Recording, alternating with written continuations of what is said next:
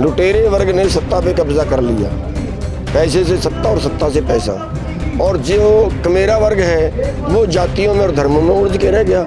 या आपस के टकराव में हमारे में स्थिति ये है कि जो हमारे अपने संगठनों ने विरोध किया है वो इसलिए किया है कि हमारे में एक प्रवृत्ति है कि हमारा जो साथी है वो आगे ना बढ़े। राजनीति करनी कोई बुरी नहीं है, और मैं आज भी दावे से कहता हूँ कि बिना राजनीति के लड़े जाएं, 1000 साल तक भी लड़े जाएं, तो बिना राज के राज बिना ना धर्म चले है।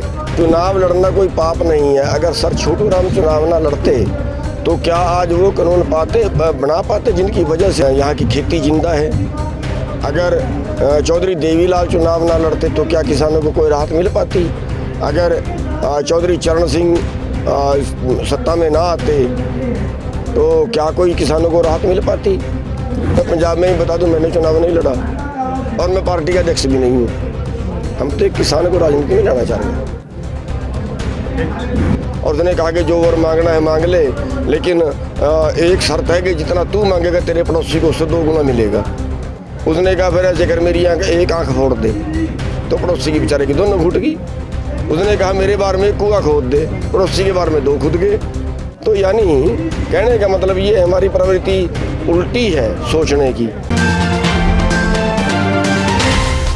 जो खेड़ी चौपटा में फसल के मुआवजे को लेकर पिछले 14 दिनों से यहाँ पे तहसील की तालाबंदी की हुई है, तो उन किसानों को अभी तक न्याय नहीं मिला है, और उनकी मदद के लिए उस मांग को और मजबूत करने के लिए हम यहाँ पे आए हैं। और सरकार को ये बता देना चाहते हैं कि सरकार किसी मुकालते में ना रहे। सारे हरियाणा का किसान यहाँ के किसानों के साथ है। जब तक मुआवजा नहीं मिलेगा तब तक आंदोलन को और तेज हम कर सकते हैं। इससे पीछे नहीं हटेगा, इससे आगे बढ़ सकते हैं। अगर पूरे हरियाणा में फैलाने की ज़रूरत पड़ी वहाँ भी फैलाएंगे।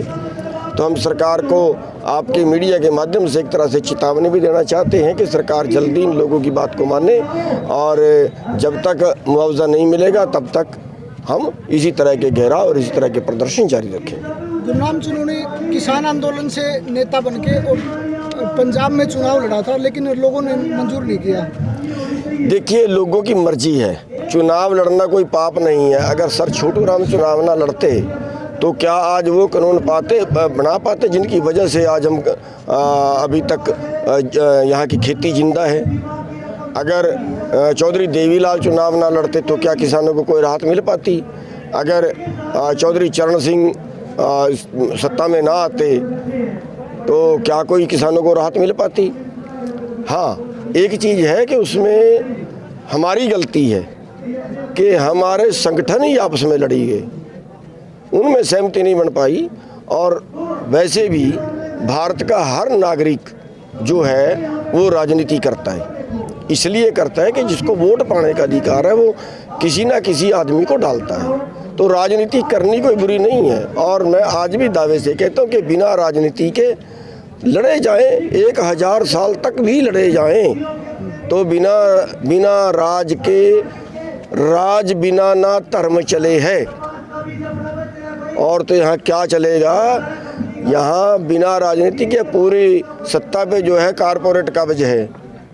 2 वर्ग बन गए यहाँ पे, एक लुटेरा और एक कमेरा। जो लुटेरा वर्ग है, लुटेरे वर्ग ने सत्ता पे कब्जा कर लिया, पैसे से सत्ता और सत्ता से पैसा। और जो कमेरा वर्ग है वो जातियों में और धर्मों में उलझ के रह गया। या आपस के टकराव में हमारे में स्थिति ये है कि जो हमारे अपने संगठनों ने विरोध किया है वो इसलिए किया है कि हमारे में एक प्रवृत्ति है कि हमारा जो साथी है वो आगे ना बढ़े, दूसरा तो आगे कहीं बढ़ जाए।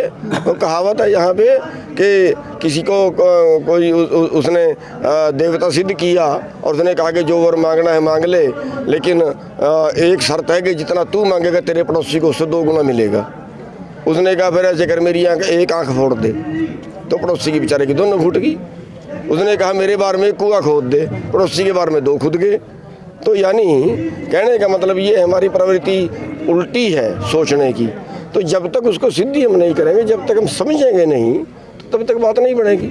किसानों की एमएसपी मांग है, कुछ और मांगे थी, उन पर सरकार अभी तक गौर नहीं कर रही है। किसानों का क्या रुख है इसमें? देखिए, सरकार उतनी सी बात मानती है जितनी सी मानने के लिए उसको मजबूर कर दिया जाए। जब उनका काम चल जाता है फिर वो मानने से बंद कर देते हैं। अभी हम देखेंगे जितना उन्होंने माना था उसमें भी अब की बार 6 मंडियों में ऑर्डर आ गया था कि बारदाना नहीं दिया जाएगा, सीधे अडानी के गोदाम में ले जाओ। और आगे के लिए होगा ये कि आगे के लिए मंडियों की बजाय गेहूं सीधी अडानी के गोदामों में जाएगी।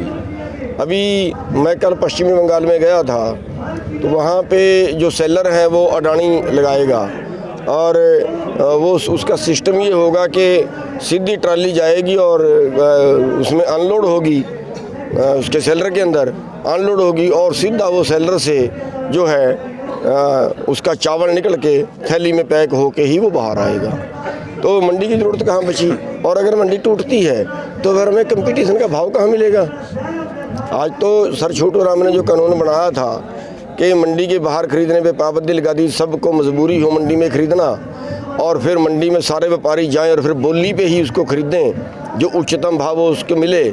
और अगर व्यापारी पूल कर लें तो सरकार की एक एजेंसी खड़ी की गई थी कि फिर सरकार की एक व्यापारी की एजेंसी हो जो उसके मुकाबले में बोली दे, और यानी सरकार भी एक पार्टी उसमें बनाई गई थी। अब तो वो सारा सिस्टम ख़त्म कर दिया है। अब तो आप देखो 14 कितने सेलर थे इसके हैफड़ के हरियाणा में, सारे बंद पड़े हैं। जितने कोल्ड स्टोर थे सारे बंद पड़े हैं। तो इस तरह से धीरे धीरे करके जो है उस सिस्टम को वहीं पे ला रहे हैं कि सारा कारपोरेट के हवाले खेती को करेंगे और आखिर में हम कहेंगे हमें तो घाटा पड़ता, हम तो छोड़ रहे हैं खेती। खेड़ी चोपटा के किसानों की जो मांग अनाउंस किया, नेतृत्व तो यहाँ के भाइयों को करना है जिन्होंने भी यहाँ पे आंदोलन चलाया हुआ है, नेतृत्व तो उनको करना है। 2 नेतृत्व एक जगह पे छीन लगते, नेतृत्व उनको करना है। हमारे से जो भी मदद वो मांगेंगे, जो भी कहेंगे, जिस तरह से भी कहेंगे, उनसे आगे होकर लड़ेंगे। स्टेज से आपने घोषणा की थी कि डीसी कार्यालय को भी जाम कर दिया जाएगा। मैं ये कह रहा कि जो भी यहाँ की कमेटी फैसला कर ले, डीसी कार्यालय को घेरने की कर ले, किसी मंत्री को घेरने की कर ले, कुछ भी जिससे ये लगता हो कि सरकार, देखिए मजबूर करेंगे तो कुछ मिलेगा, मजबूर किए बिना तो मिलेगा नहीं। मांगने से नहीं देते, छीनना पड़ता है इनसे। धरना रखने के बाद में यहाँ पे जिस दिन असर दिखाने का मूड आ गया उस दिन दिखा देंगे भाई। कई जगह से भगाया है इनको, डिप्टी सीएम को भी भगाया, सीएम को भी भगाया, बहुत सी जगह से भगाया है। और अब भी अच्छा ही रहेगा मान जाए, घर में बैठ जाए, और वरना उल्टा पुल्टा 1 मिनट में कर देंगे, देर नहीं लगाएंगे। हरियाणा विधानसभा चुनाव में करीब 2.5 साल का समय बचता है, तो क्या गुरनाम सिंह चन्नू की पार्टी यहाँ भी चुनाव लड़ेगी? देखिए, अभी इसके बारे में जो है वो हमने को फाइनल नहीं किया है। इसके लिए कमेटी बनाई है 5 मेंबरों की। वो कमेटी तय करेगी कि यहाँ की स्थितियाँ क्या है, यहाँ करना चाहिए कि नहीं करना चाहिए। और वैसे भी मैं पंजाब में ही बता दूँ, मैंने चुनाव नहीं लड़ा और मैं पार्टी का अध्यक्ष भी नहीं हूँ। हम तो एक किसान को राजनीति में लाना चाह रहे हैं। Thank you.